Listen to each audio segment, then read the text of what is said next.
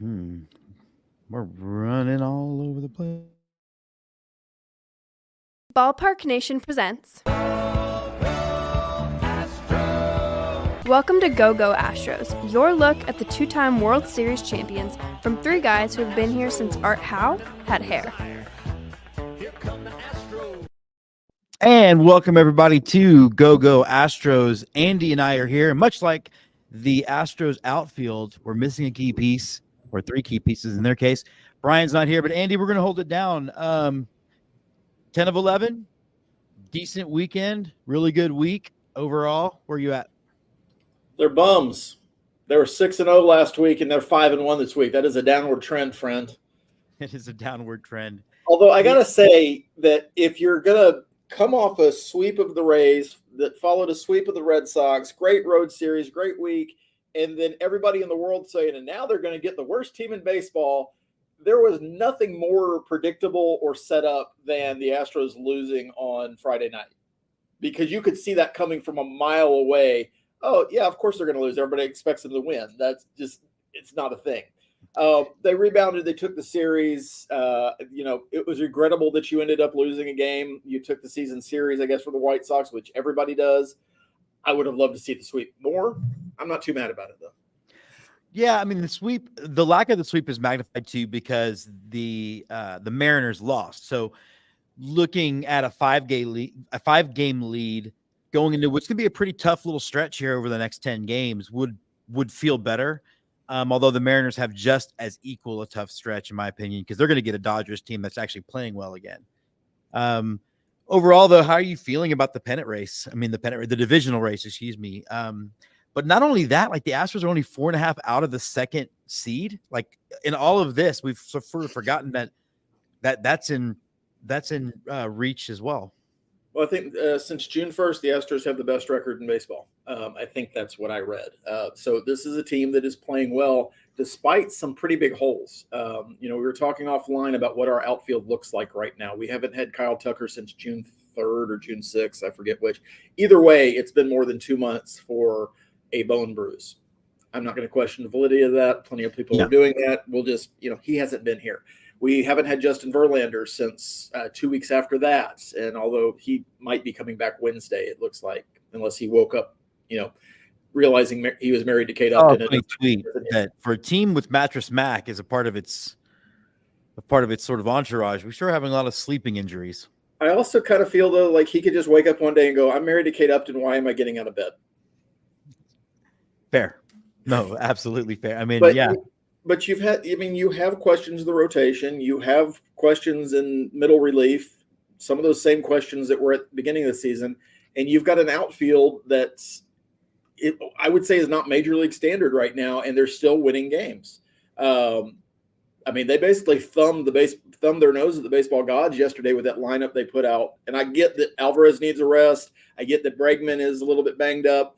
I understand the reasoning for it, but that was that lineup yesterday. Yeah, I mean, it was funny because Jessica had to leave the game a little early because of big work commitments, and our plan was to leave.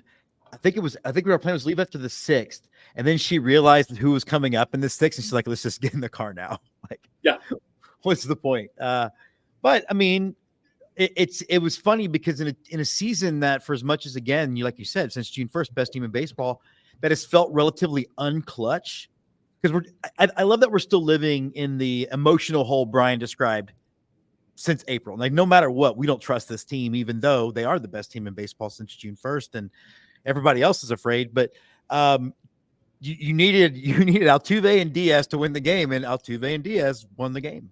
Yep. It's also interesting, you talk about the emotional hole. You go around social media, I don't see a fan base that's really excited about their baseball team. This is right now the best team in baseball is on pace to win 95 games. This will be if that holds, it's going to be the first year since 2014 that we haven't had a 100-game winner. We're not too far removed from having 5 or 6 100-game winners. In 2019. Yeah. I forget which year that was. So there's a lot of middling baseball. I've watched Yankees fans stab themselves in the gut a number of times on Twitter this season. Dodgers fans are kind of the same way, although, like you said, they're playing well. The Rangers, that's just we need to have a whole show about that. Poor guys. But all these teams that are in contention, are in the top 12 slots in baseball that are playoff teams right now, none of them are just lights out teams. They all have holes. They all have question marks. A team that I worry about out of what's sitting there right now is a team like the Royals, who doesn't know that they're not supposed to be as good as they're playing right now. But the big guns, the big guys, there's just this weird feeling amongst the fan bases that nothing is right. And maybe that's what Rob Manfred's ultimate goal is nothing is right. Yeah, I mean, I think that is the definition of parity, right? Like you're going to have everybody playing. Parity doesn't make every team great. It makes every team mid. Yeah. But going back to the Astros, to be 11 games over 500 right now, considering where we were in April, I mean, that's incredible. And if they had just played the way, if they had played 500 ball during that stretch, we'd be talking about a division that's pretty much clinched. Yeah, right. I mean, yeah, completely. And I will say this: I, for one, am glad to be done with the Tigers. They, Mitch Haniger notwithstanding, they dominated Seattle. It was like, knowing some Seattle fans, they never thought they were going to win any of those games, even when they were up 2-0 in the 8th inning, because it's just, I don't know, they're scrappy. And like you said, we do have another series with the Royals, and they're not dissimilar to that. Well, Haniger needs to watch Bull Durham and really go to the Crash Davis school of quotes, because he needs to stop talking to anybody who will listen. I know that's why you put a mic in front of him, because he's going to say something that fires up other teams, but it's one game at a time. Sometimes you win, sometimes you lose. Sometimes it rains. Sometimes Nothing more than that, Mitch, because it never works out. Total. Yeah, exactly. Looking at the next three, though, we do have a struggling, I wouldn't say struggling, I guess almost to your point, a kind of middle of the road right now Boston Red Sox team coming in. Don't really know what to make of them. They were really, really hot, and Houston came to them, and one of the rare sweeps we've seen over the last couple of seasons. Overall thoughts on the series coming up? I would assume the Red Sox are going to be more competitive than they were 10 days ago. The Astros won, that series pretty impressively. I think the first game was 8-4. They won 5-4. They won 10-2. Really dominated, especially Friday and Saturday of that series. The Red Sox issue that series was pitching. They had to throw a bullpen game, and then I think the Sunday game became a bullpen game because of Paxton's calf injury. Yeah. I don't know where they are with pitching, but and again, I have this thing that I probably gripe about to you online. Whenever we have a bullpen game pitched against us, you can guarantee we're only going to have 1 or 2 hits. Maybe we win it like we did yesterday, but it's just this kind of thing you grow up expecting, even for the last 7 years, expecting the Astros to do really weirdly against what should be an easier win. The Red Sox have a lot of offensive talent. They're going to score runs. If our pitching shows up, we have Kikuchi going tonight. He's been really, really solid. I would say great if he could finish the 6th inning. Some of that's just been circumstance, but I like the way the pitching lines up with us. They're not going to see Arrighetti. And I'm not picking on Spencer. He's been pretty good the last month or so, but we're getting a better part of the order, better part of the pitching rotation against them. I'd be happy taking 2 or 3. I'd be really happy sweeping, especially knowing the Mariners are playing the Dodgers right now. It should be a chance for the Astros to pick up, to widen their lead by a game or 2. Yeah, just looking at the overall matchups, I mean, like you said, Kikuchi, who has done everything asked, everything we hoped, everything expected. And then you've got Blanco, who really did bounce back last week from – he had a couple of outings in a row where you started to wonder, is the fatigue catching up with him? But he did really, really well. Like I said, Verlander. Back to Arrighetti on Friday night, though, like he got baseballed a bit where like one of the home runs really wouldn't have been a home run anywhere else because we play in what do Yankee fans call it? Mickey Mouse Stadium? Yes. Is that what we're supposed to call it? Want to talk though a little Alex Bregman. What's weird is okay. So the original story out of that was okay. He's just going to take the weekend off. He doesn't want to play through it anymore. And now it's become, we think he'll be back during the Red Sox series, but he hasn't picked up a ball or swung a bat. What do you think? Are you skeptical? I mean, normally I wouldn't be, but the way the Astros handle injury and communication around injury, I don't know how you could be anything but skeptical. Kyle Tucker had a bruise that was going to make him day to day. He's now on the 60-day DL or IL like we talked about. Maybe he comes back by the end of this month. That's the best case scenario right now. Verlander slept on his neck and had a neck crick, and he's been out for nearly 2 months. The Astros have a history, and it's not just this year, of the last several years of underreporting, misreporting, not reporting injuries, and they turn into these larger issues. Understanding that you can't predict everything that would happen, but this seems to be a consistent pattern with, I guess the plan is to just downplay injuries so there's no competitive advantage, but they show up at the baseball park and realize that, hey, Bregman's not in the lineup. There's the competitive advantage. So it's not like you're game planning for Alex Bregman or you're game planning for Justin Verlander necessarily. And it's also like, it's not football. Like Troy Aikman not playing mattered. That's what I mean. If you can hide, going back since we are quoting guys from 1994, if you could hide the fact that Emmitt Smith isn't playing up until that time, yes, that's an advantage in football. It's not an advantage in baseball. It just doesn't work out that way. Maybe for a starting pitcher. So I hope that Bregman is what he's saying is accurate, and I hope that he's back in the lineup tonight. But it's just really weird that they can't communicate what's going on with their players, and this isn't a HIPAA issue.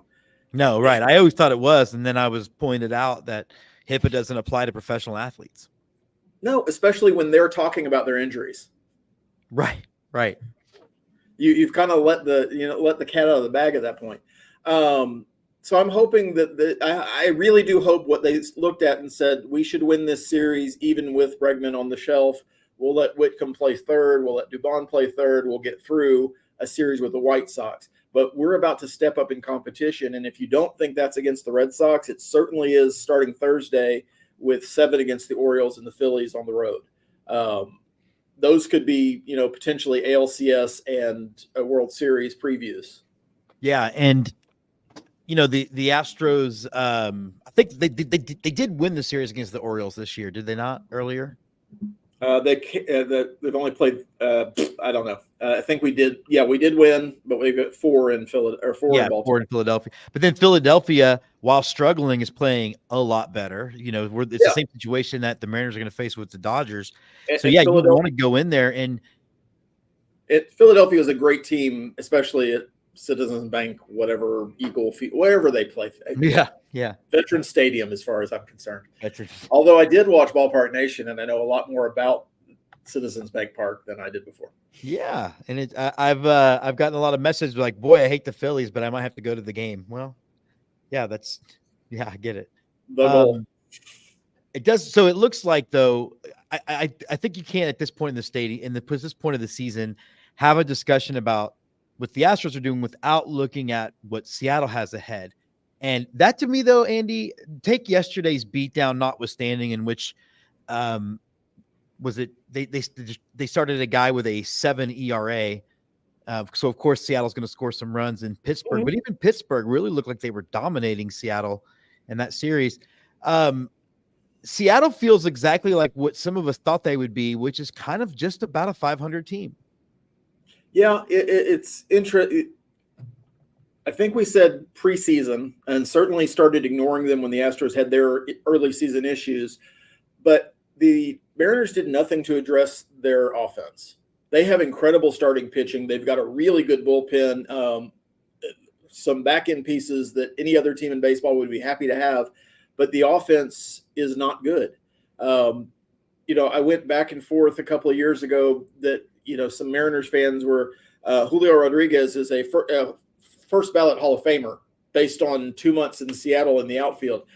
He hasn't produced to expectations yet. And yeah, you can have a bad season, and I'm not selling low on Julio Rodriguez right now, but the rest of the team around him just hasn't produced. Ty France is gone. Cal Raleigh, I guess, is their big thumper in the lineup, and he doesn't hit for a lot of average and occasional power, but everything else they do is kind of just like this middling. And I don't want to pick on Jerry Dipoto again. I'm lying. I love picking on Jerry Dipoto. This idea that they're going to win 54% of their games, that's what they're going to do. They're going to win 54% of their games, and it's not going to be enough in a division where the Astros will spend more, in a division where in a normal year the Rangers will spend more. Even the A's seem to be making up some ground on the rest of the division a little bit with nothing but homegrown products. So until they have a sell-off again, I don't know how many people they can seat in Sacramento, so they might not be able to field a full roster. That stadium holds 13. So I mean, it's there will be no family passes at the gate, guys. Y'all are we know you can have 26 guys on the roster. We only have room for 22. Sorry. Yeah, sorry, guys. 4 of you are going to have to stay in the hotel.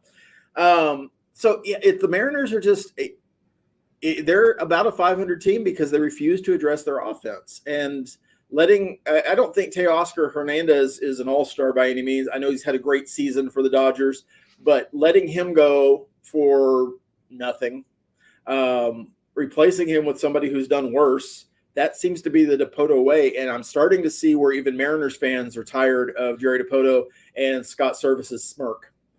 Astros fans have been tired of Scott Service's smirk since the mid-'90s. I'm glad they're finally catching up to the rest of baseball. Yeah. Now, one of the things, though, that you have to look at when you're starting to project out as we get towards that final month is Seattle does have a much easier strength of schedule than the Astros do. The Astros have a pretty tough one. I think they've really only got 13 games left that you would qualify as easy, 13 of their 39, whereas Seattle has 7 more with the A's and 3 more with the Angels and 7 more with the Rangers. It still feels like the Astros are a much better team and they're going to weather this. What is your confidence level that the Astros are going to end up winning the division?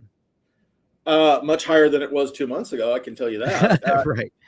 We have to get through these next 2 weeks. If you get through September 1st and can maintain a comfortable lead and comfortable, 4+ games, I'm liking that. 3+ games is fine.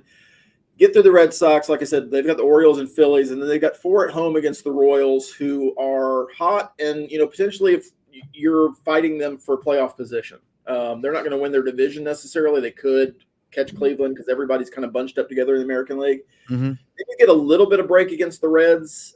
They're probably out of it by that point. The D-backs are a wild card team, so they're going to be tough. And then we have our stretch against the A's, 3 against the A's. We've got 7 against the Angels, so a little bit flip-flop there. But we still have a series with the Padres. We still have a series with the Guardians, who might be still fighting for the division lead at that point.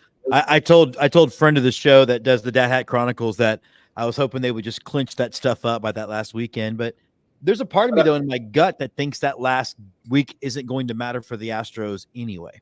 Yeah, I was looking at it before we got online this morning. I really don't think that series in September 23rd is going to matter much between the Astros and the Mariners in the grand scheme of things. I think it'll be settled by that point, in which case you're going to see more of the Sugarland Space Cowboys. Wow. I actually missed Steve Miller Band, ironically enough, because it took me 3 hours to get from Austin to San Antonio. Now, those of you who are not anywhere near Harrison listening, that's not normal. So that's a 50-minute drive. Normally, yeah. Usually, not even an hour. We had 2 wrecks and a stalled car and a partridge in a pear tree. Interstate 35. Yeah. Such a well-planned road. Gotta love it. Overall, we have had some babies play. We've had Whitcomb, we've had Leon, we've had Dispenzio. Any of them stand out that you think are actually going to be long-term solutions in the Astros outfield, or do you feel like we're throwing crap against the wall and see what sticks?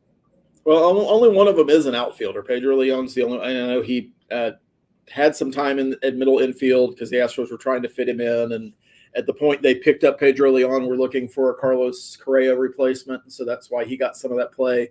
He's been primarily an outfielder or solitarily an outfielder, I guess, for the last season and a half, 2 seasons. So far, well, I just looked at this week, but the other 2 are infielders.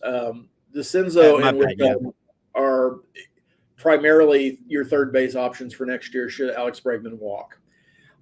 Unfortunately, nothing that we've really seen so far in the major leagues has led me to believe that any of these guys are long-term contributors. And it's such a small sample size. I'm not picking on anybody. Whitcomb has looked fine. DeCenzo had a good first week. The second week has been less good. Pretty bad, actually. Yeah, the strikeout's also the big concern. You're right. Well, I mean, as a whole, the last week, the last 7 days, those 3 guys, DeCenzo, Leon, Whitcomb, they're 2 for 24.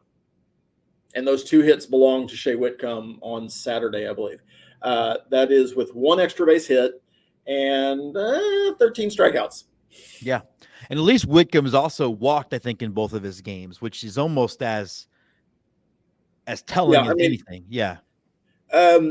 Whitcomb seems to have a good approach. Again, it's such a small sample size, and you were not playing exactly the best team in baseball this weekend. So it's hard to say. If I look at what we talked about last week with Nash, if I look at, what's the people outside of certain Astros fan accounts are saying, DeCenzo is the best of those 3. He's the guy who I ultimately have the most faith in hitting. He's probably a third baseman by trade, but right now he's learning first base, which is why he's gotten no time on the other side of the diamond. Whitcomb is normally a shortstop, middle infielder, but he can play third base. That's where he was yesterday. I don't want to be this guy. None of them have been terribly impressive. None of them have been – it's not even a Bregman situation where you come up and you go 0 for 36 or whatever it was where he started, where you can see things and it's just not clicking yet. All 3 of them look really, really overmatched a lot of the time. And it's not just strikeouts, it's bad strikeouts. And we've seen plenty of those this year for veterans too, but it's just guys who have no idea what they're doing at the plate and they're being eaten up by major league pitchers. We've said it before in this show. We'll say it again on this show. It is something people would understand. There is such a giant leap between the pitching that you will see in AAA versus the pitching you will see on a consistent basis, even from the worst teams in baseball at the major league level. Yeah, like the worst team in baseball are still some of the best baseball players you're ever going to see when you think about the sport as a whole, right? Like of course it's going to be better than what they're seeing in AAA.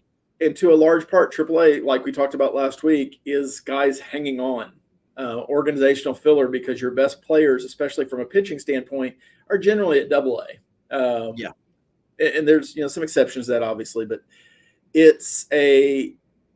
there's nothing that I've seen in the last 14 days that make me think, oh yeah, this is great. I think DeCenzo is going to get better at first base. I think he is still learning the positions. So when he has a game like he had a couple of nights ago where things are just not clicking right, that's going to get better. He's athletic enough to figure out that position. And as we learned from Moneyball, it's a very easy position to play. One of the tricky things going forward, particularly when you factor that Kyle Tucker isn't back yet, is the best lineup has both Carantini and Yanier Diaz in it. I mean, first of all, Yanier Diaz, he's really turned it around. I mean, there was at least a little bit of me wondering if last year was just sort of a kind of a one year deal. But it means if you're going to have Carantini and Diaz in the lineup, you're going to have most likely Yanier playing more left. I mean, Jordan playing more left field. Thoughts on him in left field? Does it worry you, or is it at some point we've got to pretend he's not a giant injury risk? The injuries don't. Any player can get injured at any time. That doesn't worry me as much as maybe it would have. He's got 2 bionic knees. I think every joint on him that's been replaced can be replaced, I believe. But Jordan's going to have to play left field with the lineup that we currently have. You can't have a playoff roster that features Chas McCormick in left field. That's just not a thing that's going to work this year. I don't care about the vibes. I don't care about the fact that he left his number on the dirt in Philadelphia. It's a great moment. Great moment, great pitcher. It does not help him hit in 2024. Right. And that's the reality of the situation is that Jordan's going to play in a playoff situation in left field, even in a big park, based on who we have currently. If you need offense, if you are playing a team where you're going to need all the runs you can get, I would play Yiner at first. I would put Carantini at catcher, and I would DH Jordan if you have to. But there are going to be times where you can't DH Jordan, and you're going to have to play him in left field. And I'm comfortable with that because he'll catch everything he gets to. He makes good throws. He's deceptive. He's got a strong arm, and people don't realize it. No, I know. He's got a hose. It's just the bad things that happen to Jordan in left field are sometimes really bad. He doesn't play. Caroms don't work out for him sometimes. It's going to happen, but I think you can't take him out of the lineup, and that's where he's going to have to be because other players are going to have to DH periodically. Yeah. And if you look at some of the possible playoff matchups, they are at least some of them have left fields he can handle. He can handle left field in Boston, right? He can handle left field in a couple other spots. You had mentioned Chas McCormick and the word feels and vibes. And I think you know who I'm going to ask about next because this is what Twitter's talking about this morning. Please explain to everybody why Yuli Gurriel is not a possible solution at first base for the Houston Astros, even if they could acquire him. I like people. I do. I don't generally just go out of my way to point out, but it's just he's a 40-year-old player that no one else in baseball wants, but we should get him because he's had a good 2 weeks in AAA. He hit his 12th home run getting full-time play in AAA against AAA pitching. Now, which we I will say about. The caveat to being is that the International League is not the Pacific Coast League with balls flying out, but it is still AAA. But it's still AAA. If he was 35 and you thought you could squeeze out a month of good play out of him, yes. But the Braves haven't been interested in calling him up. Nobody's knocking down the door to pick up Yuli. And the reality is, as much as he was important to the run in 17, to the run in 22, to the streak of ALCS appearances, he's a 40-year-old player who does not field well anymore. And as of the last time he was in the major leagues, could not hit major league pitching on a consistent basis. Yeah. He did not hit well in Houston in 2022. Matter of fact, nobody was really sad that he was gone outside after the 2022 season, outside of, well, we could keep him on the bench and he could be a utility guy. Yeah. He got hot in the playoffs and that's about it. And that's great. And we wouldn't have won that year. We wouldn't have won that title without Yuli Gurriel's contributions. But that doesn't buy you cachet for 2 seasons later when you're in your 40s. And this is a Cuban 40, keep in mind. This is not we don't really know. The range. He's 38 to 44. Let's be honest. He's been there at least 4 decades is what that's all I'm going to commit to. Okay. Yeah, sorry, continue. But, I mean, he is a baseball Hall of Fame level player if you combine his entire career. I don't think he'll ever get that recognition, but he is that level of player if you can take Cuba and add it to everything he did in the majors for 7 years. But he's just not that player anymore. But vibes, man. Oh, he's here before. We tried this earlier this year with Aledmus Diaz. Where is Aledmus right now? Probably booking a flight to wherever he lives because he's not on a major league roster anymore. Yeah. It's just players do age out. Having a 40-year-old everyday position player is exceedingly rare. Even at a position like first base, you just don't see it a lot. Yeah. There's nothing that he's shown over the last 2 seasons. Last season, he was as bad statistically as Jose Abreu was. Yeah. That I'm not exaggerating that. I mean, you look at them, I think they're within a point of each other in a couple they of both had a sub 600 OPS last year. Yeah, I mean, just bad play. That's against major league pitching. Yes, he's doing better against AAA pitching, but he's moved into that range of a 4A player. He can hit guys that are still learning their craft or guys that are hanging on hoping they get called up.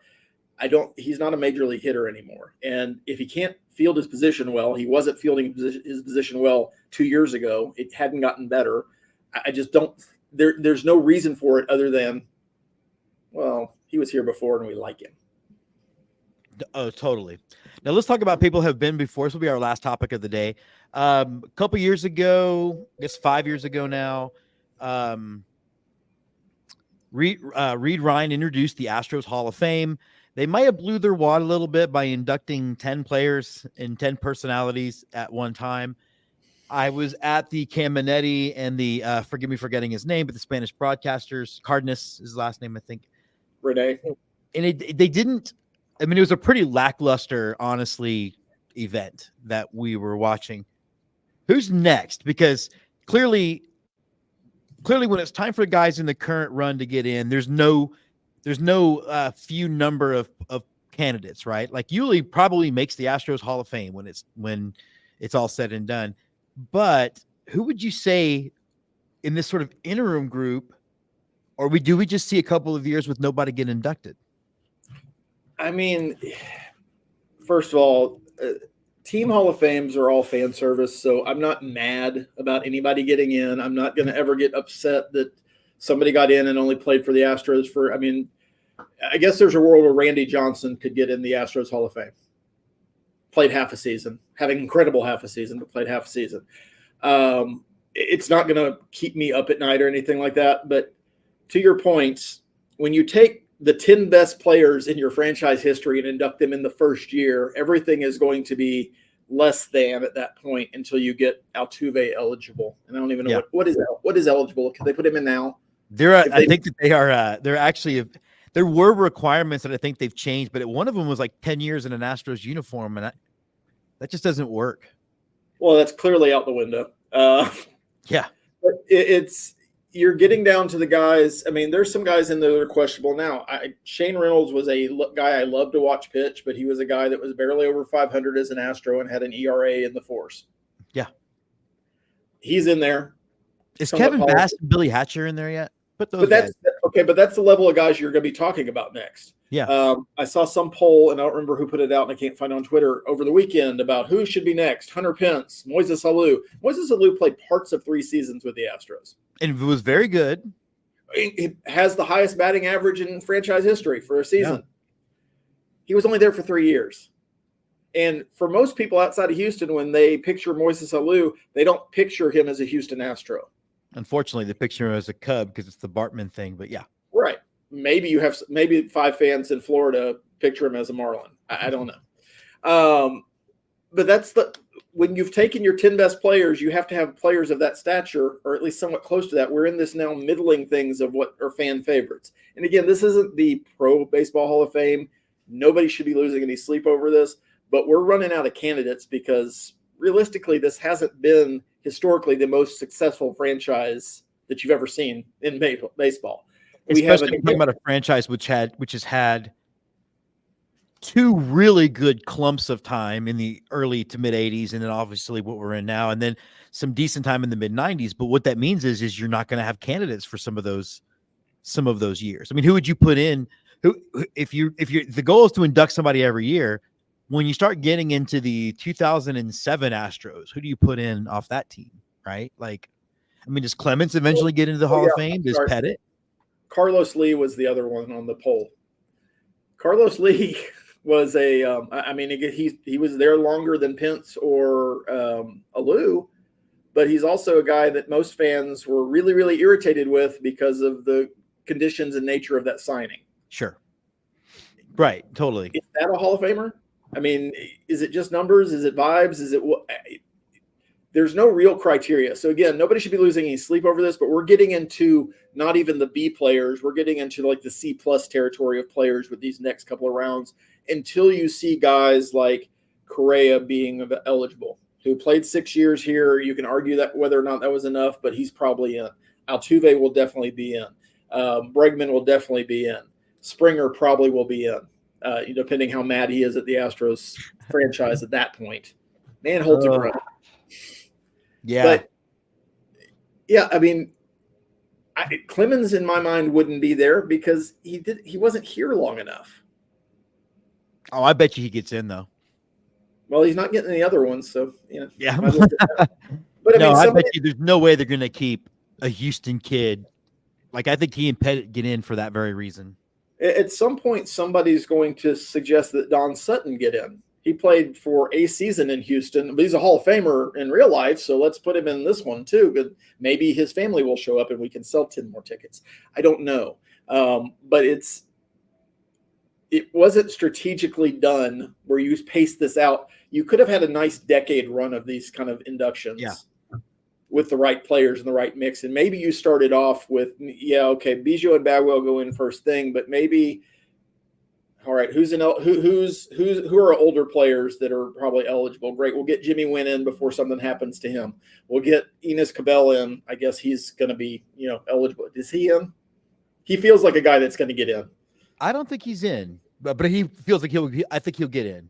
Yeah, because you're going to have somebody because you've said this. I wonder if we'll get in, like you and I. How cool would that be? Eventually, it'll get down to it has to go out. The numbers have to run out a certain amount of time. Yeah, there are players now who are playing now that I think are certainly worthy. But there were a lot of dark days in Astros history, and you don't necessarily just need to put a player in every year. I think they should pick a season ticket holder from those years. I mean, thanks for hanging on, buddy. Yeah, I think I read somebody saying that, it should be limited to 2 players a year and maybe 1 special contributor, whether it's a manager or front office person or whatever, and that would have been sufficient. And maybe that first year you did 4. But yeah, like the first year I could have seen Biggio Bagwell and Ryan and Mike Scott, 2 years, to represent the 2 eras and then continue them from now, going forward. But this is also a franchise that has 12 retired numbers, and up until 2017 had never won anything. What are you retiring those numbers for? Can we find any of Biggio's specific Sunshine kids to put in the Hall of Fame? I mean, no, maybe we could put Kevin Biggio in there because he seems to always hit well when he's at Minute Maid. I don't know. I'm still amazed we haven't tried to pick him up because he's been DFA'd twice this year. I'm amazed that we haven't tried to get him. Yeah, but let's be honest. Of all the dumb suggestions we've seen, I would take him over Yuli Gurriel right now. Well, yeah, he can at least play first base. Yeah, and can move. I don't know. Well, we ended this on a grouchy note or a sarcastic note, I should say. But again, your Astros have been the best team since June 1st. They've won 10 of 11. I wonder, though, if you and I are ever going to get out of the emotional hole, or are we always going to be – because we have not been very confident. We'll get down 1 run, and then it's always well, there it goes. Well, I mean, for me, that's a byproduct of starting an outfield of Mauricio Dubon, Chas McCormick, and Jake Myers for what's been mostly the last 2 months. It's not great. So yes, if Altuve, Bregman, and Alvarez aren't hitting, it does feel kind of dire at some points during the game. They've overcome that, and it's great that they overcome it. And it is a very talented team. It's a little top heavy, I would say. The bench strength is not what it has been in years past. But this is still a team that is very competitive. As far as my personal emotional hole, talk to me in 2 weeks. Because if we survive these next 2 weeks, I think this is smooth sailing going into the playoffs. Yeah, I would agree with that. I would agree with that too. And I do think the lack of depth at the bench level isn't just because of, lowly rated farm systems and tax barriers and all that stuff. I think it's parity, and I think it's actually what Major League Baseball wants. We saw it in football, but it's it definitely makes it painful when you're running out the outfield of people that sound like Italian food. And then Jake Myers is at least playing a great defensive center fielder. We can at least say that. And again, Myers suffers just from the idea of if anybody else was hitting, I wouldn't care what Jake Myers was hitting, but I have to. Yeah. He's usually batting 5th or 6th. Yeah, right. Totally. Well, Yonder Diaz is keeping the team afloat. Looks like Alvarez is getting rolling again. And then here's hoping that when Bregman comes back, hopefully this week, he doesn't lose. That's what shocked me about him sitting himself, though, Andy, is he was rolling and was having as good a stretch as he's had in his career. It seems weird to. I think this is a solution for the early season issues. Last day of spring training, they need to hit him in the elbow with a hammer. Let it swell up really, really good. He has a couple good weeks in April, then he takes the series off. There you go. He's tried everything else. We might as well try that. All right. Well, you and I are going to get out of here, but you and I are back Friday because we're bringing back our show Lone Star yell fight. We're going to be talking college football's back, man. Where are you now? Excited or like, I really think this people should tune into the show this year so they can watch you and I start to dislike each other greatly by the end of it. Leading up to A&M and Texas playing for the first time in 13, 14 years. Yeah. I don't know, man. It's so hard because I don't know if I've gotten older or college football has just changed, but I haven't followed the recruiting stuff like I used to. I haven't, cared about the camp updates as I used to. I'll be into it once game starts, and I'll watch all the games, and I'll keep up with scores and all that kind of stuff. But just right now, I'm just kind of let it happen. The good news for A&M fans is that we had a great College World Series run, and that carried us through a lot of the summer. So we didn't have, the normal 3-month period of woe is me and then building up to, oh, my God, we're going to win the national championship. I don't know if you followed us closely, but since 1939, that hasn't worked out. No, it hasn't. But I don't think there's a world where you and I start hating each other. And if that happens, we'll do an episode where we bring on a therapist or something. I don't know. It might get snippy. We'll do couples therapy on the air. But yeah, tune in for that. We're going to talk that, a lot of college football, and we'll talk no NFL football because you know what? There's nothing more that annoys me more than the NFL offseason. Have they played preseason games? I don't even know. They have. And I'm a fan of my team's new logo. It doesn't fit with their uniforms. I like the H. It has nothing to do with the uniforms. It looks like somebody took a logo and just, let's put it on this generic uniform. Ta-da. Well, you know what? You wouldn't be a Houston franchise if you didn't have a period of time with generic uniforms. So there we go. There you go. The Rockets did it. The Astros did it. Congrats, Texans. You're finally part of the family.